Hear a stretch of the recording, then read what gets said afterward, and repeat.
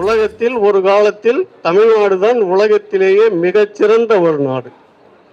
தமிழ்நாடுடைய வளம்தான், அறிவு வளம்தான் உலகம் முழுவதும் பேசப்பட்டது. தமிழர்கள் கொடுத்த தமிழ்தான், தமிழில் இருந்த எண் எழுத்து இரண்டும் உலக மொழிகள் அனைத்திலேயும் இருக்கின்றது. இன்றைக்கு வளர்ச்சி அடைந்த நாடுகள் என்று சொல்லுகின்ற எல்லா நாடுகளும் பயன்படுத்துவது தமிழினுடைய எண் கணக்கு முறையை தான். இந்த எண் கணக்கு முறையும் நம்முடைய தமிழையும் இன்றைக்கு தமிழ்நாட்டு மக்கள் எப்படியெல்லாம் இழந்து விட்டோம் என்பது தெரியவே இல்லை, யாருக்குமே தெரியல. நம்முடைய பொதுச்செயலாளர்கள் சொல்வதை போல நம்முடைய தொடர்புகள் என்ன என்ன என்பதே தெரியவில்லை. தமிழர்களுடைய தொடர்பு இந்தியா முழுவதும். இந்தியன் என்றாலே பழந்தமிழ் நாடு. இந்தியா என்பதே அவர்கள் எந்த மொழியை பேசினாலும், அவர்கள் எந்த மொழியிலே உறவாடினாலும் கற்றாலும் இந்த நாட்டினுடைய ஒரே ஒரு மொழி தாய்மொழி தமிழ் மட்டும்தான். ஆனா நமக்கு அந்த எண்ணம் இல்லையே, உறவு இல்லையே. ஒரு அரசியல் தெரியாதவன் மேடையில் ஏறி பேசுகின்றான். வடக்கு நமக்கு எதற்கு, தெற்கு தான் நமக்கு. இப்போது வடக்கும் போய்விட்டது, தெற்கும் போய்விட்டது. திராவிடமாகி தமிழ்நாட்டிலே திராவிடமா என்று பேசுகின்ற கொடுமை. அதாவது ஒரு மழப்பலாக இருந்தாலும் நமக்குள்ளே ஒற்றுமை என்று ஒன்று இருந்தது. இல்லாமல் எப்படி ராஜராஜ சோழன் கிழக்கு நாடுகள் முழுவதும் சென்று வென்றிருக்க முடியும், வடநாடு முழுவதும் போயிருக்க முடியும்? நம்முடைய பாண்டியர்கள் நெடுஞ்செழியனர் எல்லாம். ஆனா இன்றைக்கு யாருமே வரலாற்றை பற்றி தமிழர்களுக்கு தெரியவே இல்லை. ஏன்னா பாடமே இல்லையே தமிழ்ல. பாடம் தமிழில் இருந்தால், பயிற்று மொழியாக தமிழ் இருந்தால், தமிழர்கள் நாம் தமிழர்களாக இருப்போம். நம்முடைய உணர்வுகள் தமிழ் உணர்வுகளாக இருக்கும். எங்களுடைய பாட்டு அப்படி, எங்களுடைய பாட்டு அப்படி, எங்களுடைய முப்பாட்டு அப்படி. ஆனால் இன்றைக்கு யாரும் அதை பற்றி பேசுவதற்கு வாய்ப்பே இல்லை. ஆங்கிலம் படித்தால் கல்வி என்று சொல்லுகின்றார்கள். அது எப்பொழுது உருவாகிறது என்றால் 1967க்கு பின்னால். அதற்கு முன்னால் நாம் எல்லாம் 11ஆம் வகுப்பு வரையிலே தமிழ் தான் படித்தோம். தமிழ் வழி கல்விதான், தமிழ் பாடத்திட்டம், தமிழில் தான் படித்தோம், தமிழ்ல தான் பேசணும். ஆனால் நம்முடைய தொடர்பு எங்கெங்க இருந்தது? உலக நாடு முழுவதும் இருந்தது. உலக நாடு முழுவதும், மேற்கிலே போனால் ஆப்பிரிக்கா கண்டம் முழுவதும் நமக்கு இருந்தது தொடர்பு. கிழக்கிலே வந்தால் தென்னாசிய கண்டம் முழுவதும், அது பர்மாவாக இருந்தாலும் மலேசியா, சிங்கப்பூர், இன்னும் வியட்நாம், இன்னும் எத்தனை, சீனம். ஆனால் நமக்கு அதெல்லாம் தொடர்பே இப்ப தெரியாது. சொன்ன மாதிரி ஏதோ சினிமா திரைப்பட துறையிலே ஒருத்தன் நடித்து விட்டு வந்தால் அவனை பற்றி தான் தெரிகின்றது, அந்த நடிகை பற்றி தான் தெரிகிறது. இரவு பகலாக அவர்களை பற்றி பேசுகின்றோம். அவர்கள் தான் இன்றைக்கு கட்சி தொடங்குறாங்க. ஆனால் அவர்கள் கட்சி தொடங்குவதால் என்ன ஆகின்றது இன்றைக்கு பாருங்கள். ஏறத்தாழ 50 ஆண்டுகளுக்குள்ளாகவே தமிழை மெல்ல மெல்ல மெல்ல 10ஆம் வகுப்பில், 12ஆம் வகுப்பில் இருந்து, 11ஆம் வகுப்பிலே இருந்து அடுத்து 8ஆம் வகுப்பிற்கு கொண்டு வந்து, அப்புறம் 6ஆம் வகுப்பிற்கு கொண்டு வந்து, அப்புறம் 5ஆம் வகுப்பு, 2ஆம் வகுப்பு, மழலையர் கல்வி கூட தமிழ் இல்லை. யார்கிட்ட சொல்லி அழுவது? எத்தனை தலைவர்களுக்கு சிலை இருக்கின்றது. சென்னையில பார்த்தா எங்க பார்த்தாலும் ஒரு தமிழனுடைய சிலை கூட கிடையாது. ஒரு தமிழ் அறிஞனுக்கு சிலை கிடையாது. ஒரு தமிழ் அறிஞனை பாராட்டுகின்ற புகழ் கிடையாது. எந்த சாலையை பார்த்தாலும் அந்நிய சாலைகள். இந்தி மொழி போராட்டம் நடந்தது. எதற்காக நடந்தது? மும்மொழி கல்வியை கொண்டு வர்றதுக்கா, அல்லது இருமொழி கல்வியை கொண்டு வர வேண்டும் என்பதற்காகவா? இப்பொழுது மும்மொழி கல்வி என்றால் இந்தி என்கின்றார்கள், ஆங்கிலம் என்கின்றார்கள். இருமொழி கல்வி என்றால் ஆங்கிலம், தமிழ் இருக்கா இல்லையா? நீங்க தான் ஆண்டு கட்டுறீங்க. நீங்க தானே இவ்வளவு நாட்களாக தமிழ் தமிழ் தமிழ் தமிழ் வாழ்க என்று சொல்லி எங்கே தமிழை வைத்திருக்கின்றது? ஒரு ஆசிரியருடைய மகன் தன்னுடைய பள்ளியிலே தன்னுடைய மகனை சேர்க்காமல், மகளை சேர்க்காமல், ஆங்கில வழி கல்வியிலே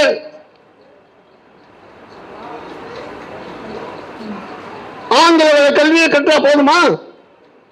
எந்த ஆங்கிலேயனாவது தன்னுடைய தாய்மொழியை விட்டு தமிழ் மொழியை படிக்க வேண்டும் ஏதாவது சொல்றாங்களா?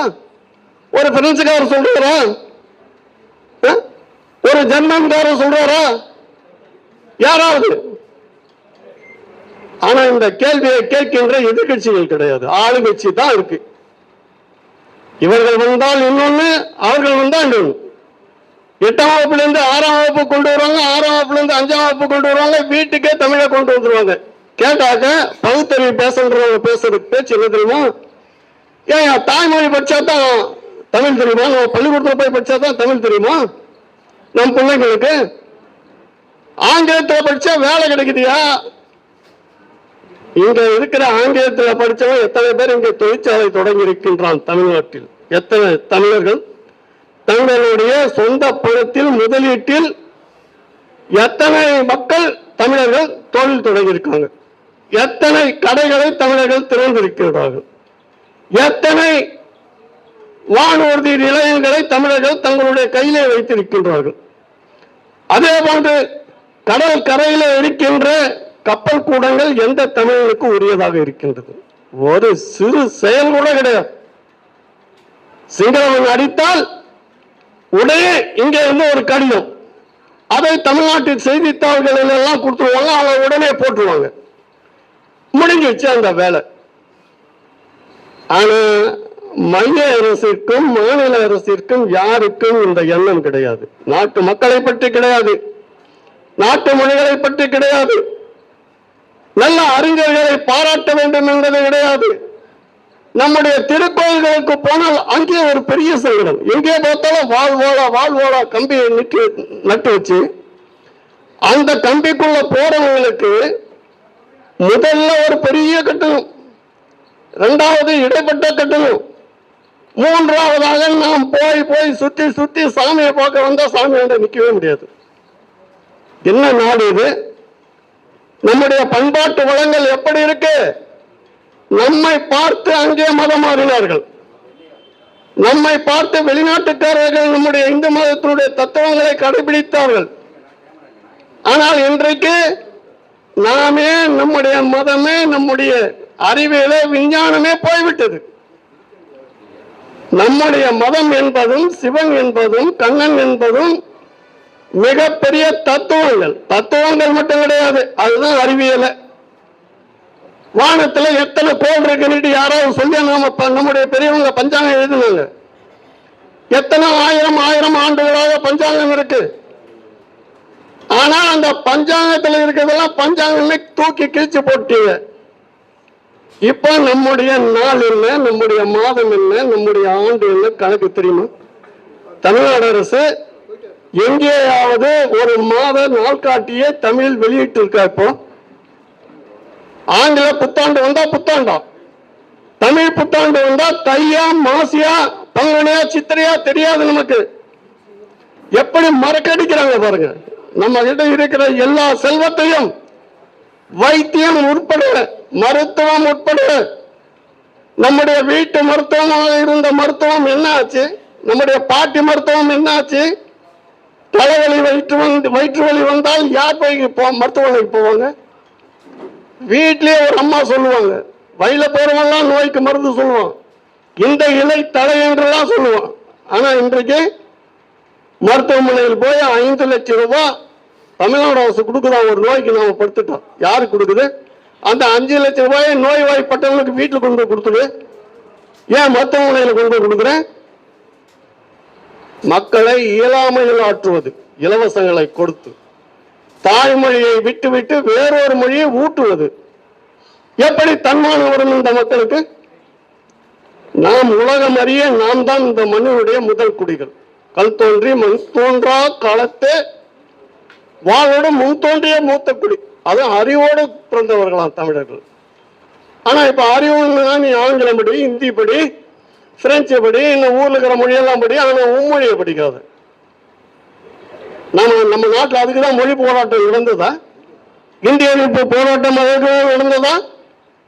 மாநிலம் என்ன மாநிலம் இது? தமிழ்நாடு. இது என்ன திராவிட நாடு சொல்வது? திராவிட நாடுன்னு யாராவது நீங்களா கூட? இந்த மொழி போராட்டமும் இந்த எல்லை போராட்டமும் நடந்த பொழுது எந்த திராவிடம் வந்து நின்றது? எல்லாம் தமிழ் அறிஞர்கள் கூட்டம் நின்றது. நம்முடைய லக்மணாருடைய திருமகனார் வந்திருக்கின்றார். எல்லாம் அவர்கள் நமக்கெல்லாம் ஆசிரியராக இருந்ததுனாலதான் நாம் படிக்கும் போதே நம்முடைய உணர்வில் மொழி இன உணர்வுகளை ஊட்டினார்கள். ஆனால் இன்றைக்கு எதுவுமே கிடையாது. அதையெல்லாம் பேசுவதற்கு நாம் வேறு செய்ய வேண்டும். இதுவல்ல, மேடையிலே பேசுவதல்ல. ஆனால் இந்த நாடு நம்முடைய நாடாக இருக்க வேண்டும். நம்முடைய மொழிதான் ஆட்சி மொழியாக இருக்க வேண்டும். அதை மாற்றி போட எவனுக்கும் உரிமை கிடையாது, யாருக்கும் கிடையாது. யாருக்காவது இருக்கா? நீ உன் மொழியை படிக்காதுன்னு சொல்றதுக்கு யாருக்கு உரிமை இருக்கு? அப்ப நாங்க போடுற வாக்குகளை மட்டும் நீங்க கேட்டு வாங்கலாமா? அப்போ அந்த வாக்குகளை திசை மாற்ற வேண்டும். அதை உரியவர்கள் பெறுவதற்கான வாய்ப்புகளை ஏற்படுத்திக் கொள்ள வேண்டும். அதைத்தான் இந்த நாட்டிலே இருந்தவர்கள் எல்லாம் பேசினார்கள். இந்தியாவுடைய முதல் பொது உடைமை கட்சி யாருடைய தலைமையில இந்தியாவில் தோன்றியது தெரியுமா? சிங்காரவேலர். சிங்காரவேலர் என்பதை பற்றி தெரியுமா இன்றைக்கு இருக்கின்ற பொது உடைமை கட்சிக்காரர்களுக்கு? சிங்காரவேலர் எப்படியெல்லாம் வாழ்ந்தார்ன்றதை மற்றவர்களுக்கு சொல்லித்தர முடியுமா? இன்றைக்கு நாம் போற பேருந்துல பெண்களுக்கெல்லாம் இலவச பேருந்துன்னு போடுறீங்க, அவங்களுக்கு சம்பளம் கொடுத்தியா? நீ ஓட்டுநருக்கும் நடத்துனருக்கும் சம்பளம் கொடுத்திருக்கியா? நீ சம்பளங்களை இல்லைன்னா தமிழ்நாட்டினுடைய வருமானம் எல்லாம் போதல்னா உடனே வெளிநாட்டு கடன். இன்றைக்கு 8.5 லட்சம் கோடி ரூபாய், 8.5 லட்சம் ரூபாய் மாறி மாறி மாறி மாறி 8 லட்சம் கோடி ரூபாயில 9.5 லட்சம். 9.5 லட்சத்துல ஒரு காந்தியவாதி அவர் 9.5 லட்சம். இந்த நாடு நாமெல்லாம் எளிமையா தூய்மையா இருக்கணும். நாமெல்லாம் சூட் கோட்டெல்லாம் போடுறது தப்பு. நாம வேட்டி சட்டை கூட இருக்கக்கூடாது, வேட்டியோட சட்டை இல்லாம இருக்கணும். காந்தி தமிழ்நாட்டில் வந்து கத்துக்கிட்டார். அவரை முன்வைத்து நடத்துகின்ற தினகரன் சொல்றாரு 8.5 லட்சம் 9 லட்சம்.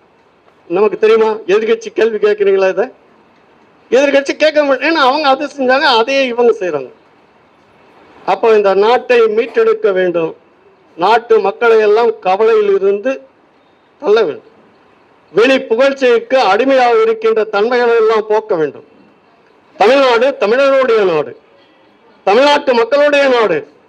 தமிழ் மொழி பேச வேண்டிய, படிக்க வேண்டிய ஒரு மிக சிறந்த ஒரு நாடு இது. எங்கெங்கெல்லாம் நம்முடைய பல பகுதிகள் ஆந்திராவுக்கு போயிடுச்சு, கன்னடாவுக்கு போயிடுச்சு, கர்நாடகத்துக்கு போயிடுச்சு, மலையாளத்துக்கு போயிடுச்சு, மலையாளத்தானுக்கு.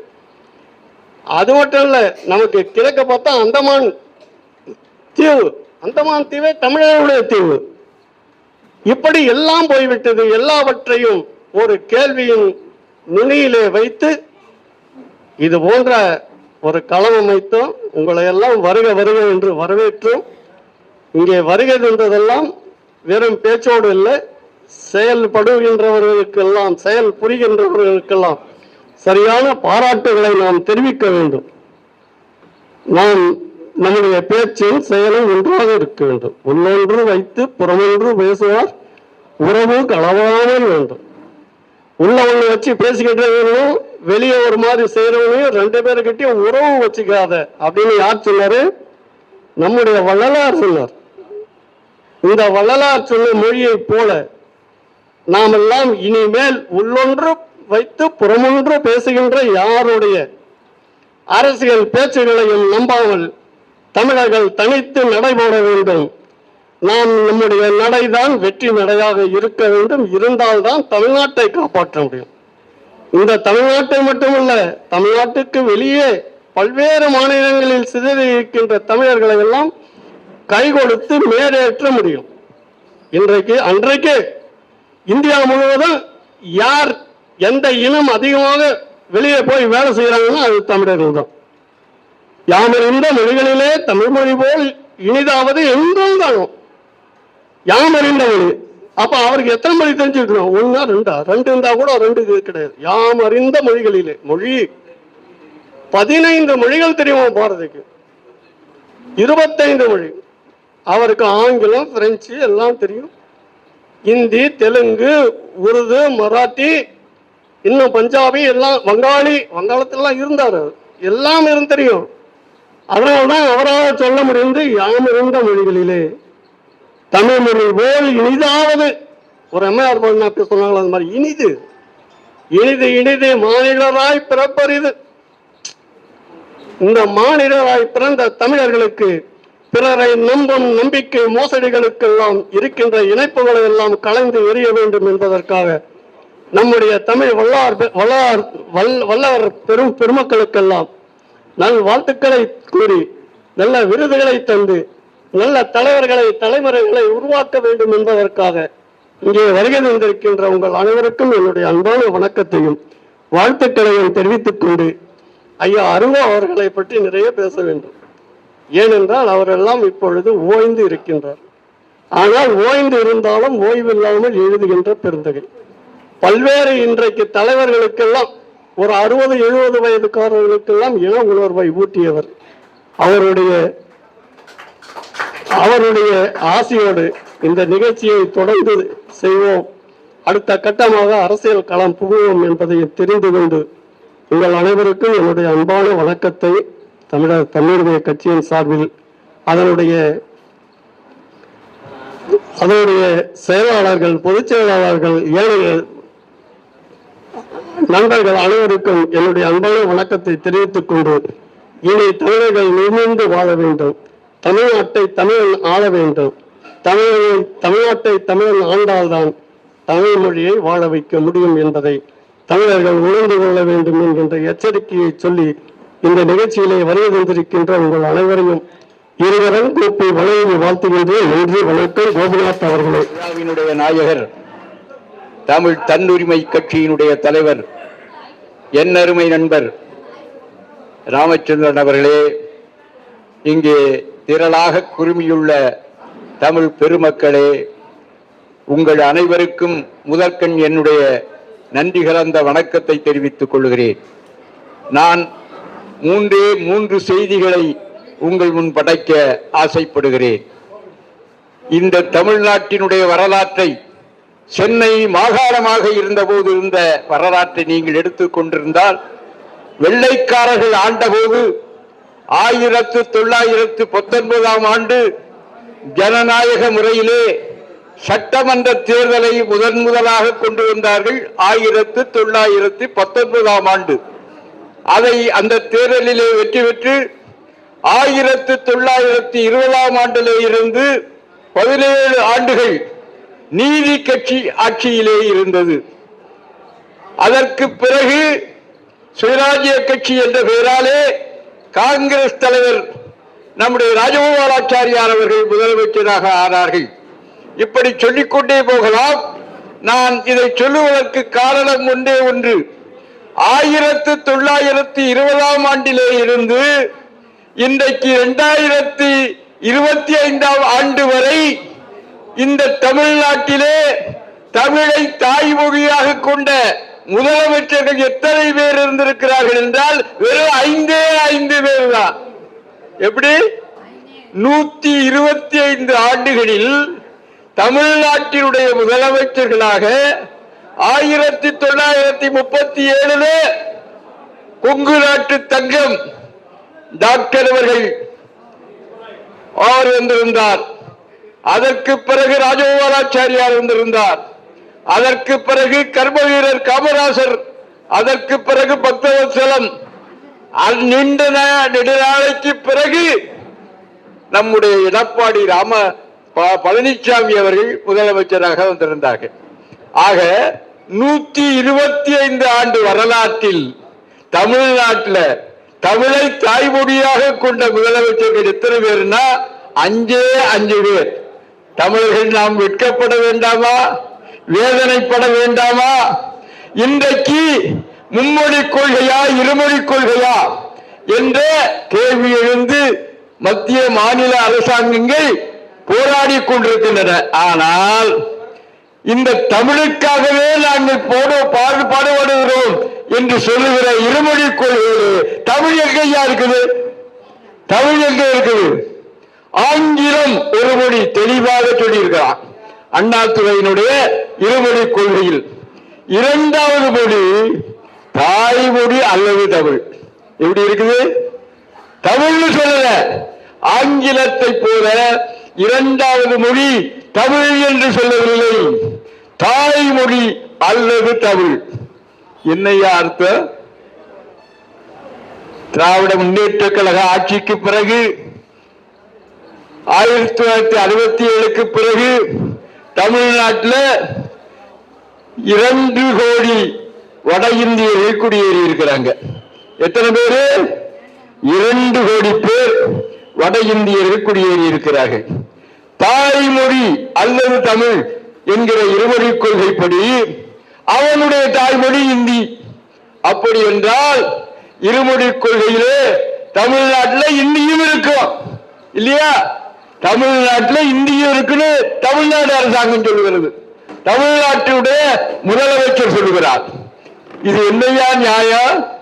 இது என்ன நியாயம்? தமிழ்நாட்டில் தமிழ் இல்லை, ஆந்திராவில் தெலுங்கு படிக்காமல் எவனும் எந்த வேலையும் பார்க்க முடியாது. கர்நாடகத்தில் கன்னடத்தில் தேர்ச்சி பெறாமல் எவனும் எந்த உத்தியோகத்திலும் போக முடியாது. கேரளாவில் மலையாளத்திலே தேர்வு பெறாமல் எந்த உத்தியோகத்துக்கும் போக முடியாது. தமிழ்நாட்டில் தமிழை சீண்டாமல் எல்லா பதவிக்கும் வர முடியும். இது என்ன மொழிப்போர்? இது என்ன மொழிப்போர்? அதை போலவே அண்டையிலே இருக்கிற ஈழத்தமிழர்கள் அன்றாடம் அடிபடுகிறார்கள். தமிழ்நாட்டுடைய மீனவர்கள் கைது செய்யப்படுகிறார்கள். அவர்களுடைய படகுகள் எல்லாம், அவர்களுடைய கப்பல்கள் எல்லாம் ஜப்தி செய்யப்படுகின்றன. எதுக்காக ஜப்தி செய்யப்படுகின்றன? நம்ம முதலமைச்சர் கடிதம் எழுதி கொண்டிருக்கிறார்.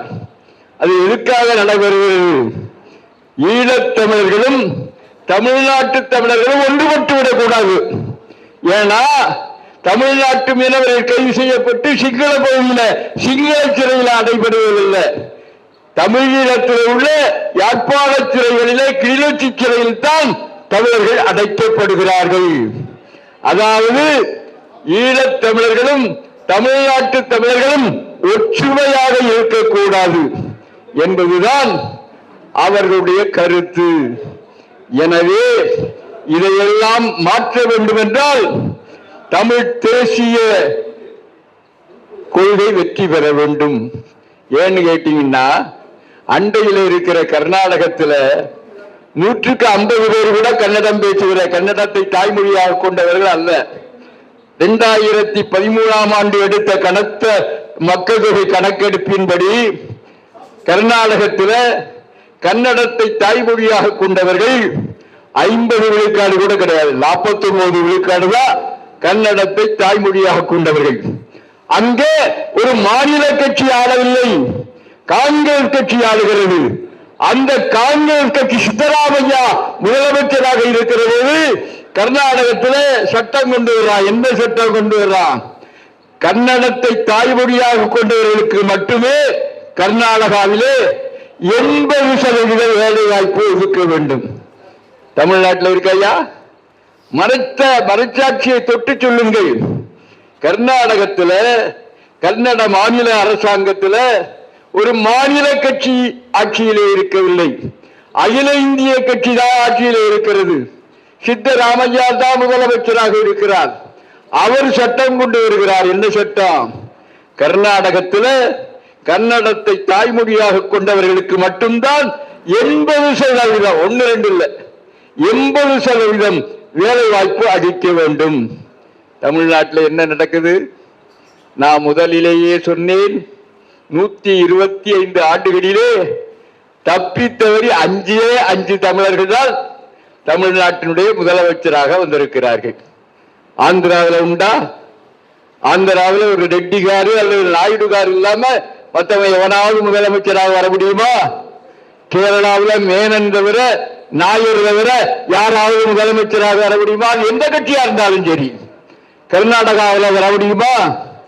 ஆனால் தமிழ்நாட்டில் தான் இந்த நிலைமை இருக்கிறது. இந்த நிலைமையை மாற்ற வேண்டும் என்றால் தமிழை ஆட்சி மொழியாக கொண்டு வர வேண்டும், பயிற்று மொழியாக கொண்டு வர வேண்டும். அதற்கு தடையாக இருப்பது என்ன? தமிழ்நாட்டில் தான் 56,000 தனியார் பள்ளிகள் இருக்கின்றன. அரசு உதவி பெறுகிற பள்ளிகள், தனியாரே நடத்துகிற பள்ளிகள் 56,000 பள்ளிகள் இருக்குது. தமிழ்நாடு அரசாங்கம் நடத்துகிற பள்ளிகள் தெரியுமா? இது 52,000. எப்படியே தமிழ் உருப்படும்? எப்படி உருப்படும்? 56,000 தனியார் பள்ளிகள். அவர்கள் ஆங்கிலம்தான் அவர்களுக்கு கல்வி மொழி. 52,000 பள்ளிகள் தான் அரசு பள்ளிகள், அதிலையும் ஆங்கிலம் இருக்கிறது. இந்த நிலையை எல்லாம் மாற்ற வேண்டும் என்றால் தமிழ்நாட்டிலே தமிழன் ஆள வேண்டும். தமிழ் மொழி எல்லா நிலையிலும். இன்றைக்கு ஒன்றை மட்டும் சொல்லிக் கொள்ளுகிற அமித்ஷா மத்திய அரசாங்கத்தினுடைய உள்துறை அமைச்சராக இருக்கிறார். மோடி தலைமை அமைச்சராக இருக்கிறார். அவர்கள் இந்தியை புகுத்துகிறார்கள். ஆனால் குஜராத்தில் பாலர் பள்ளி முதல் பல்கலைக்கழகம் வரை குஜராத்தி மொழிதான் ஆட்சி மொழியாக இருக்கிறது, பயிற்று மொழியாக இருக்கிறது. அவனுடைய வீட்டை பத்திரமாக பூட்டி விட்டுத்தான் மத்திய அரசாங்கத்தின் மூலம் இந்தியை பரப்ப முன்வருகிறானே தவிர குஜராத்தில் இந்தியர்கள். அதை நாம் கவனத்திலே கொள்ள வேண்டும். எனவே தமிழ்நாட்டிலே எங்கும் தமிழ், எதிலும் தமிழ், எல்லாவற்றிலும் தமிழர்கள் என்கின்ற நிலையை உருவாக்குவதற்கு நாம் பாடுபடுவோம். அந்த எண்ணத்தை பரப்புவோம் என்று கூறி அமைகிறேன். வணக்கம், நன்றி. நண்பர்களே, தோழர்களே, இந்த தமிழ் கூறும் நல்லுலகில் இந்த நிகழ்ச்சியின் மூலம் இங்கு அமர்ந்திருப்பவர்கள் என்னுடைய எண்ண கணக்குப்படி பல லட்சம் பேர் உட்கார்ந்திருப்பதாக நான் எண்ணிக்கொள்கிறேன். என்ன காரணம் என்று கேட்டால், நான் உள்ளே வருகிற வரை சந்தோஷத்தோடு வந்தேன். உங்கள் அத்தனை பேரையும் பார்த்து, நம்ம பாவல ராமச்சந்திரன், நம்ம பாபு, நம்ம ஐயா அருக்கோ இவர்களெல்லாம் பார்த்த பிறகு எனக்குள்ள ஒரு சோகம் நிறைந்து விட்டது. காரணம், இதே போன்று கூட்டங்களை இன்னும் எத்தனை ஆண்டு காலம் நடத்தி கொண்டிருப்பார்கள்? அவர் சில சொந்த காசு தான், ஒருத்தர் காசு கொடுத்துருக்க மாட்டாங்க, எனக்கு தெரியும். சொந்த உழைப்பு, துண்டு வாங்குறது, வேட்டி வாங்குறதுலேருந்து மைக் செட் பிடிக்கிறதுலேருந்து, பாபா கூட பெட்ரோல் போடுறது வரைக்கும் அவர் கண்டிப்பாக சொந்த காசாக தான் இருக்கும். நான் உட்பட சொல்றேன். என்கிட்ட கூட அவர் என்ன கேட்கல. அவர் கேட்காம இருக்கிறது அவர் பெருந்தன்மை, கொடுக்காம இருக்கிறது என்னுடைய பெருந்தன்மை அல்ல, எல்லாருக்கும் பொருந்தும். ஆக இப்படி நாம கூடி கூடி இதே கூட்டம் போன வருஷம் நாம இப்ப இங்க பார்த்தேன். நம்ம அவர் திருவள்ளுவர் எல்லாருக்கும் வருடம் ஒரு முறை சந்திக்கக்கூடிய இந்த நட்பு முகங்கள். ஆனா நிலைமை ரொம்ப வேதனையாக இருக்கிறது. யுனெஸ்கோ கொரியர், இதை பல இடங்களில் சொல்லிட்டேன், அழிந்து 40 ஆண்டுகளில் அழிந்து போகக்கூடிய மொழிகளில் ஒரு மொழி தமிழ்னு சொல்றேன். இளைஞர்களிடம் நான் 10 வார்த்தைக்கு 8 வார்த்தை ஆங்கிலம் போய் சேர்ந்துருச்சு, தமிழே இல்லை. 1965 இந்த கல்வி என்ன படிக்கணும்னு மாநிலத்திடம் இருந்த அதிகாரத்தை எமர்ஜென்சி வந்த பொழுது டெல்லிக்கு எடுத்துட்டு போய் இன்று வரை திருப்பி வாங்கப்படவில்லை. ஒரு பள்ளிக்கூடத்துக்கு ஒரு தமிழ் வாத்தியார் இருந்திருப்பாங்க. இப்ப எல்லாருமே தமிழ் புலவர்கள் தான். எங்க ஐயெல்லாம் பேசும்போது பெரிய சர்ச்சை, இது தமிழுக்கே உண்டான சொத்து. அப்போ ஒவ்வொரு பள்ளிக்கூடத்துக்கு ஒரு தமிழ் ஆசிரியர் இருப்பாங்க, அவர்கள் தான் தமிழை சொல்லிக் கொடுப்பார்கள். நான் படிக்கும் போதெல்லாம் அப்படித்தான் இருந்தாங்க. ஆனா இன்று தமிழ் பட்டய படிப்பே ஒழிக்கப்பட்டு விட்டது. தமிழை யார்ட்டும் போய் சேருது. நம்ம ஆட்சி தான், யார் ஆட்சியும் சொல்ல வரல, அரசியல்லாம் பேச வரல நானுங்க. அப்போ ஒழிக்கப்பட்டு விட்டது. நானு பிப்ரவரி 20, 21, 22 வியட்நாம் போயிருந்த உலக தமிழர் மாநாட்டுக்கு இந்த தனியாசனம் கூட்டிட்டு போயிருந்தா. திருமாவளவ டைரக்டர், சினிமா டைரக்டர், இல்ல இல்ல இல்ல இல்ல கடலூர் ஆக்ஷன் நல்ல பேர், தங்கர் பச்சான், இப்படி எல்லாருமே அங்க போயிருந்தோம். அங்கேயே சண்டை வந்துருச்சு. தமிழை ஒழித்து விட்டார்கள். அவரு வியட்நாமில் பேசணும்னு எல்லாரும் சண்டைக்கு போயிட்டாங்க. என்ன காரணம்னா, நீங்க யார் ஆட்சியில நான் சொல்ல விரும்பலை, 100 தமிழறிஞர்கள் சாகும் வரை உண்ணாவிரதம் இருப்பதற்காக கூடினார்கள். காரணம், கேரளா, கர்நாடகா, ஆந்திரா எல்லா ஸ்டேட்லயும் பள்ளி இறுதி வரை தமிழ் மீடியம் படிச்சே ஆகணும். இங்க தமிழே படிக்காம ஒரு டாக்டரேட் பண்ணிட்டு போயிடலாம். இந்த நிலையை கொண்டு வருவதற்காக 100 தமிழறிஞர்கள் சாகும் வரை உண்ணாவிரதம் இருப்பதற்கு தயாராக இருந்தாங்க. அப்போ தமிழ் குடிமகன் தலைமையில் அன்று இருந்த முதல்வர் போய் என்ன நம்புங்க, இன்னைக்கு வரைக்கும் அது நம்ப முடியாமலே போச்சு. 80-70% தனியார் பள்ளிகளிலே ஆங்கில மீடியம் கற்பிக்கப்படுகிறது. தமிழில் பேசுற ஃபைனை முட்டி போடணும், மண்டி போடணும். அப்போ இதுதான் இதை எதிர்த்து கேட்கக்கூடிய இப்ப நம்மளை போன்ற ஆட்கள் ஒரு மண்டபத்தில் கூட்டிட்டோம், அவர் சொந்தமா செலவு பண்ணி காசு பண்ணி ஒரு மண்டபத்தை கூட்டாரா வந்து பேசிட்டு போயிடும். இதை தாண்டி எந்த விதமான நகர்வதற்கான எந்த சாத்தியக்கூறுகளும் இல்லை. இத எப்படி எடுத்துக்கொண்டு எங்காவது ஆள் தலைவன் கிடைப்பானான்னு சொன்னா ஒரு தலைவனையும் காணும். அரசியல் தலைவர் அத்தனை பேரும் தமிழை விற்று பிழைப்பவனாகவே இருக்கான். அவனுக்கு தமிழை பற்றி எந்த அறிவும் இல்லை, எந்த ஆழ்ந்த சிந்தனையும் கிடையாது. அவன் தான் அதிகாரத்துக்கு வர்றான். அவன்கிட்ட போய் சொன்னா, ஏப்பா வேற ஏதாவது பேசுப்பா, ஏப்பா இதெல்லாம் பேசி. நான் பல அமைச்சர்களை பார்த்திருக்கேன், பல IAS அதிகாரிகளை பார்த்திருக்கேன், பல பேரை பார்த்திருக்கேன். இதெல்லாம் இதுக்கு கதைக்காக வேற ஏதாவது பேசுங்க இப்படி. ஆனா கேரளா, கர்நாடகா, ஆந்திராவில் இப்படி இல்லை. மொழி என்பது அதை உயிரா வச்சிருக்கான். வியட்நாம்ல பார்த்தா 3000 வருடங்களுக்கு முன்பு இங்கிருந்து நம்ம ராஜா படையெடுத்து போய் கல்லு கூட தமிழ் எழுதி வச்சிருக்கான். தனாங்க முழுக்க பார்த்த முருகன் சிலை இருக்கு, சிவபெருமான் சிலை, விஷ்ணு சிலை, 6000 கிலோமீட்டர் வியட்நாம்ல. வங்காள விரிகுடாவை கடந்து போய் எவ்வளவு பெரிய, அதாவது தென்சீன கடல் இருக்கிற வியட்நாம்ல தமிழ் எழுதி வச்சிருக்கான். வியட்நாம் நடந்த யுத்தத்துல தமிழ் ராஜாக்கள் கட்டிய கோட்டையில தான் அந்த வியட்நாம் ஹோசிமினுடைய வீரர்கள் ஒளிஞ்சிருக்கான்னு சொல்றான். பெருமையா இருக்கு. அங்க இருக்கிற கைடு சொல்றான், தமிழனா நீ கேட்கிறான், பெருமையா இருக்கு. ஆனால் சொந்த நாட்டுல இந்த மொழி சேரி மொழியா போச்சு. நான் ஒரு அதிகாரியை பார்க்கறதுக்கு வீட்டுக்கு போயிருக்கேன். அந்த அதிகாரியே ஒரு பெரிய அதிகாரி, IAS அதிகாரி, ஒரு மனைவி அதிகாரி. ஒரு பெண் குழந்தை கதவு திறக்கிற, வாட்ச்மேன் திறந்து விட நான் உள்ள போய் உட்கார்ந்துருக்கேன். அப்பாட்ட சொல்லுமா, மாதிரி பாண்டியன் வந்திருக்கேன், அப்பா இருந்தாங்கன்னு அந்த குழந்தை போய் சொல்லுது. ஒரு ஆள் சேரி பாஷை பேசிட்டு ஒருத்தர் வந்திருக்கான். நான் ஆங்கிலத்தில் பேசினா நான் படிச்சவன். தமிழ்ல சொன்னதுக்கு அப்புறம் அந்த குழந்தைக்கு என்ன சொல்லப்பட்டிருக்குன்னா, தமிழ் என்பது சேரியை ஆட்கள் பேசக்கூடிய பாஷைன்னு அந்த குழந்தைக்கு சொல்லப்பட்டிருக்கு. ஆங்கிலத்தில் பேசினா தான் அது நம்ம நாகரிகமா நினைக்குது. இப்படி நம்ம தமிழுடைய நிலை இதுதான் யதார்த்தம். நம்ம ஐயா அருள்கோத சொன்னார், ஆங்கிலேயன் காலத்துல தூத்துக்குடியிலிருந்து 78-80 நாடுகளுக்கு தமிழ லெட்டர் கொடுத்தா போய் சேர்ந்துடும். ஐயா சொன்னார். அப்ப தமிழர்கள் உலகத்தில் 195 நாடு இருக்கு, பாதி நாட்டுக்கு மேல தமிழர்கள் வாழ்ந்திருக்கான். தூத்துக்குடியில தமிழ்ல லெட்டர் கொடுத்தா போய் சேர்ந்துரும். அவன் லெட்டர் கொடுத்தா திருப்பி சொந்தக்காரனுக்கு வந்து சேர்ந்துரும். இந்தியா சுதந்திரம் அடைந்த பிறகு அதெல்லாம் அப்படியே பம்பாய்க்கு போயிடுச்சு. தமிழனுக்கான அதிகாரமே இல்லை, தமிழனுக்கான அரசியல் இன்னைக்கு வரைக்கும் கிடையாது. ஆக இத நாம் மீண்டும் மீண்டும் உருவேற்றிக் கொள்வது, பேட்டரி சார்ஜ் போடுறதை போல நாம் ஒன்று கூடி இந்த உணர்வுகளை மீண்டும் மீண்டும் புதுப்பித்துக் கொண்டு, அது போன்ற இளைஞன் எவனாவது ஒருத்தன் வருவானா? இப்ப எனக்கு 65 வயசு ஆச்சு. கிட்டத்தட்ட என் வயசு உள்ள அத்தனை பேர் இங்க கூடியிருக்கும்.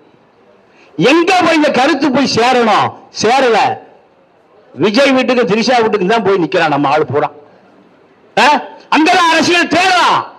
அப்போ உலகத்துல இந்த தமிழ் மொழி உலகத்தையே கட்டி ஆண்டிருக்காங்கிற விஷயம், வரலாற, முடக்கப்பட்ட விஞ்ஞானத்தை இந்த இளைய சமூகத்திட கொண்டு போய் சேர்க்காமல் விட்டதனுடைய விளைவு இப்போ அனாதைய அந்த மொழி நிக்குது. உலகத்தில் அத்தனை நாடுகளிலும் தமிழ் மொழி பேசிய Mauritius, Madagascar, Brunei, Singapore, Malaysia எல்லா நாடுகளிலும் தமிழை மறந்து விட்டான். இது இன்றைய யதார்த்த நிலை. நான் மீண்டும் உங்க அத்தனை பேருக்கும் மிகப்பெரிய நன்றியை உரித்தாக்கி கொண்டு இது போன்ற மேடைகளை அமைத்து கொடுக்கக்கூடிய அண்ணன் பாவலர் ராமச்சந்திரன் அவர்களையும் பாபு அவர்களையும் ஐயா அருக்கு அவர்களும் 100 ஆண்டு காலம் வாழ வேண்டும். வாழ்ந்து இந்த தமிழ் பணியை யாராவது ஒரு இளைஞரிடம் கொண்டு போய் சேர்க்க வரை அவர்கள் 100 ஆண்டை கடந்து வாழ வேண்டும் என்பதுதான் என்னுடைய விருப்பம். நன்றி, வணக்கம்.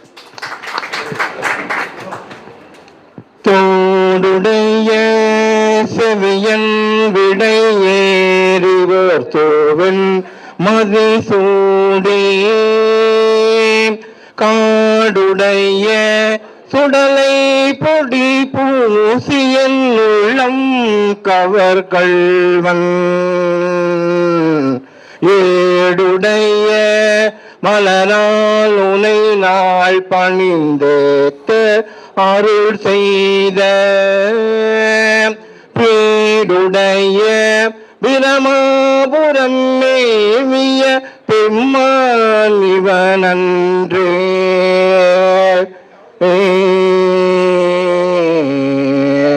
அருநெறிய மறைவல்ல முனியகன் பொய்கை அலர்மேய பெருநெறிய பிரமாபுரம் மேவிய பெம்மான் இவன் தன்னை ஒரு நெறிய மனவை துணன் யான சம்பந்தன் உரை செய்த திருநெறிய தமிழ் வல்லவர் தொல்வினை தீர்தல் எளிதாமே.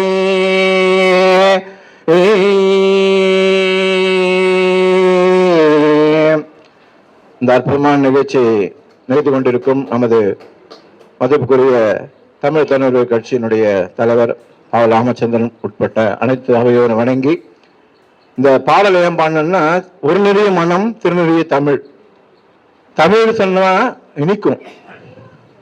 அதாவது அந்த பாடலோட அடிப்படை விஷயம்னா தமிழ் யார் கூட இருக்கோ, தமிழ் கூட யார் இருக்காங்களோ தொல்வினை தீர்தல் எளிதாமே. அது 3 வினை சொல்லுவாங்க. அந்த வினையில தீர்ந்துருமா. யாரை விட தமிழ் கூட இருக்கணும், தமிழ் அவங்க கூட தமிழ் இருக்கணும், தமிழ் அவங்க கூட அவங்க இருக்கணும். அப்படிப்பட்ட தமிழால நம்ம திருஞான சம்பந்தர் பாடி பரவியிருக்கார். நம்ம பார்த்தீங்கன்னா கல்வி மொழி, ஆட்சி மொழி, வழக்கு மொழி, வழிபாட்டு மொழி, இல்ல சடங்குகள் எல்லாமே தமிழ்ல வரணும்னு முன்னெடுத்துட்டு இருக்கோம். அப்படிப்பட்ட ஒரு நிகழ்வுக்கு ஐயாவுடைய உறுதுணை தொடர்ந்து இருக்கு. திருவருள ஐயாவுடைய மகனுக்கும் நமது ஐயா சந்திரசேகரனுடைய மகளுக்கும் நம்ம தெய்வ தமிழ் மந்திரங்களால திருமணம் பண்ணி வச்சோம். நம்ம அன்புகளை பயன்படுத்தணும். நம்ம தமிழ் வாழ வைக்கணும் சொன்னா அதுக்கான முன்னெடுப்புகளை இந்த 5 பண்ணணும். எங்கேயுமே மாற்று மொழியோட தாக்கம் உள்ள வராம பாத்துக்கணும். நம்ம அந்த அளவுல பாத்தீங்கன்னா கல்வி மொழி, தமிழ் ஒரு மொழிப்பாடா இருக்க கல்விக்குள்ள அது அவசியம் சேருங்க. அதே போல இந்த பூ வைக்காத, பொட்டு வைக்காத, வளைய போடாத, கொலுசு போடாத பள்ளியில சேர்க்காதீங்க தயவு செய்து. நம்ம நிறைய யாரு பின்பற்ற அனுமதிக்கிறாங்களோ அந்த பள்ளியில போய் சேருங்க. அதே போல ஆட்சி மொழி தமிழ் வரணும், வழக்கு மொழி தமிழ் வரணும், வழிபாட்டு மொழி நம்முடைய தனிப்பட்ட விருப்பம்.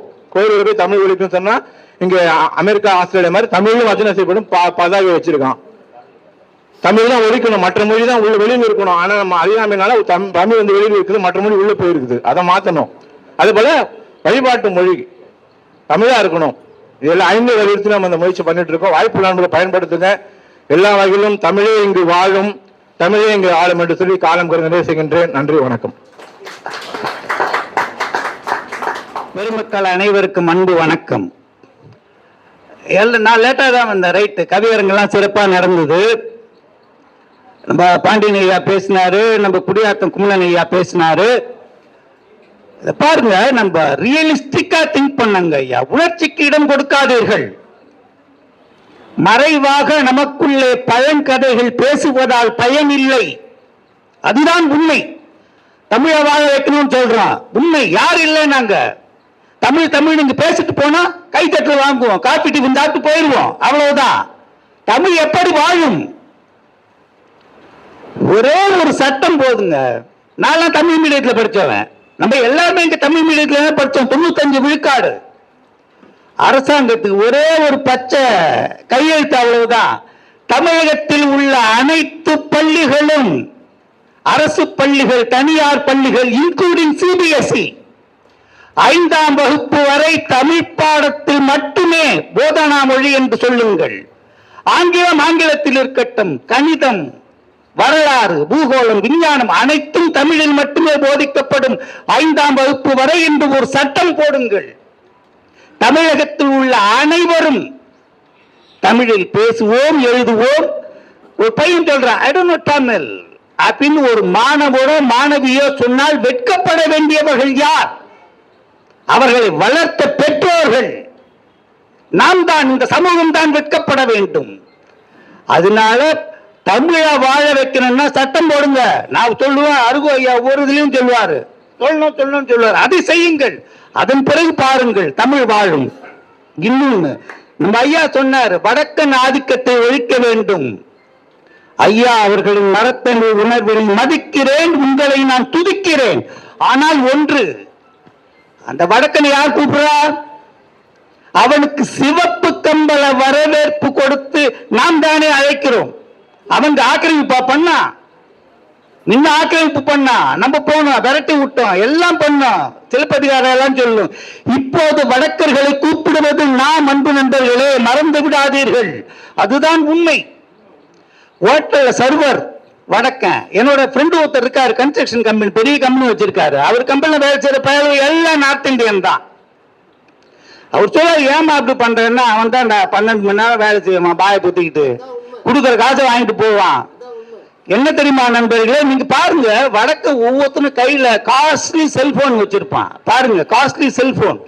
ஏன்னா அவன் சம்பளம் கொடுக்குறான், 10,000 12,000 சம்பளம் கொடுத்தா அப்படியே பைசா மருந்துல ஊருக்கு அனுப்பிச்சிடுறான். இங்க இலவசமா இடம், சாப்பாடு, தூங்குறான், எவ்வளவு நேரம் வேணா உழைக்கிறான். 10,000 மாசம் குறைஞ்சது. எண்ணி பாருங்கள், ஒரு 5 லட்சம் வடக்கு இருக்கான்னு வச்சுக்கோங்க ஐயா. ஒருத்தருக்கு 10,000 ரூபாய் என்றால் நம்முடைய பணம் எங்கே செல்கிறது? நம் பணம் என்னுடைய பர்சிலும் உங்கள் பர்சிலும் இருக்க வேண்டிய அந்த பணம் வடக்கு செல்கிறது என்றால் அதற்கு காரணகர்த்தா யார்? வடக்கு நான் பண்ணா, நம்ம தானே பண்ணோம். அந்த உணர்வு ஏன் நமக்கு வரவில்லை? ஐயா, தஞ்சாவூர் ஜில்லால அறுப்பறுக்கிறதுக்கு ஆள் இல்லைங்க ஐயா, அறுப்பறுக்கிறதுக்கு ஆள் இல்ல. வடக்கு வரான், புருஷன், பொஞ்சாதி, பிள்ளைங்க 4 பேர் வந்து அறுப்பறுத்துட்டு ஒட்டுமொத்த பைசாவும் ஊருக்கு அனுப்புறான். என்னுடைய பணியாளர் நண்பர்கள் சொல்கிறார்கள், நம்ம பேர வரமாட்டேன்றானுங்கடா, என்னடா பண்றது? வடக்கம் தான் போன் பண்ணா ஒடியாரா? அவர்களை வரவேற்பது யார்? நாம் சிந்திக்க வேண்டும் நண்பர்களே. வடக்கன் ஆதிக்கம் ஒழிக்கணும், எப்படி ஒழிக்கணும்? நம்ம தான் அதை செய்யணும். வடக்கர்களை கூப்பிடாதீர்கள். தமிழ்நாடு தமிழருக்கு என்றால் தமிழ்நாட்டில் தமிழர்களுக்கு மட்டும் தான் வேலை என்று சொல்லுங்கள். அதன் பிறகு பாருங்கள், மேடையிலே முழங்கி விட்டு நம்முடைய தேவைகளுக்காக வடக்கன்களை கூப்பிட்டு விட்டு அவன் வாழ்கிறான் என்று சொன்னால் என்ன அர்த்தம்? சிந்திக்க வேண்டியவர்கள் நாம் தான் தமிழர்களே. இனியும் ஏமாந்து விடக்கூடாது. எண்ணி பாருங்க, ஒரு 5 லட்சம் வடக்கு மாதம் 10,000 ரூபாய் அனுப்புறான்னா நம்ம பணம் எவ்வளவு கோடி போகுது? எனவே சிந்திக்க வேண்டிய தருணம் இது. இங்க அப்படியே மேடையில் ஆவேசமா பேசிட்டு கைத்தட்டுல வாங்கிட்டு காபி டிஃபன் சாப்பிட்டு போனா பிரயோஜனமே இல்லை. இன்னும் 100 வருஷமானாலும் இப்படித்தான் இருக்கும். ஆதிக்கம் அதிகரித்துக் கொண்டே போக வேண்டும். தமிழன் வாழ வேண்டும் என்றால் தமிழன் தமிழனாக இருக்க வேண்டும், தமிழனாக இருக்க வேண்டும். சும்மா மேடையில் பேசிட்டு அதெல்லாம் வேணாங்க. அந்த உணர்வு நம் குருதியில் இருக்க வேண்டும். அப்படி இருந்தால்தான் தமிழ் வாழும், தமிழ் சமுதாயம் வாழும் என்று சொல்லி வாய்ப்பளித்த பெருமக்களுக்கு நன்றி கூற அமைகின்றேன். வணக்கம். வாழ்வும் எங்கள் வளமும் மங்கா தமிழ் ஒன்று சங்கே முழங்கு என்ற பாடலுக்கேற்ப இங்கு நடைபெற்றுக் கொண்டிருக்கும் தமிழர் தன்னுரிமை கட்சியின் சிந்தனை சிற்பி சிங்காரவேலர் 165ஆம் ஆண்டு பிறந்தநாள் விழாவிற்கு நாம் எல்லாமே ஒன்று கூடி இருக்கிறோம். ரொம்ப மகிழ்ச்சியா இருக்கு. இங்க எல்லாரையும் பார்க்கும்போது ஆன்றோர்கள், சான்றோர்கள், ஐயா அவர்கள்லாம் பார்க்கும்போது எனக்கு ரொம்ப சந்தோஷமா இருக்கு. என்னுடைய பத்திரிகை பேரும் சான்றோர் குரல் தான். சான்றோர் குரலுடைய ஆசிரியராக அதில் நான் செயல்பட்டு கொண்டிருக்கேன். எனக்கு நிகழ்ச்சி தெரியாது. ஐயா நேற்று கண்டிப்பா நிகழ்ச்சிக்கு கலந்துக்கணும் அப்படின்னாரு. இந்த நிகழ்ச்சியை தொகுத்து வழங்கி கொண்டிருக்கும் ஐயா ஐனவரம் பாபு ஐயா அவர்களுக்கும், இங்கு எனக்கு இந்த நேரத்தில் உங்களை அறிமுகப்படுத்தியதற்கும் ஐயா அவர்களுக்கும் மற்றும் பாவலர் ஐயா மு ராமச்சந்திரன் ஐயா அவர்களுக்கும் தமிழா பாண்டியன் ஐயா அவர்களுக்கும் நன்றியை தெரிவித்துக் கொள்கின்றேன். இன்னைக்கு நீங்க தமிழை உயர்த்தி பிடிச்சிருக்கிறதா தமிழ் வந்து ரொம்ப ஸ்ட்ராங்கா இருக்கு, இல்லைன்னா இந்தியா மாறி இருக்கும். ஏன்னா இன்னைக்கும் பேசப்பட பொருள் தமிழுக்கு வந்து முக்கியத்துவம் வழங்கி இந்த தமிழர் தன்னுரிமை கட்சியை முன்னிறுத்தி நடத்திக் கொண்டிருக்கும் ஐயா அவர்களுக்கு என் நன்றியை தெரிவித்துக் கொண்டிருக்கிறேன். சான்றோர்கள் எல்லாம் நிறைய பேர் பேச வேண்டியது இருக்கு. எனக்கும் இந்த இடத்துல பேசுறதுக்கு வாய்ப்பளித்து அனைவருக்கும் நான் நன்றியை தெரிவிச்சுக்கிறேன்.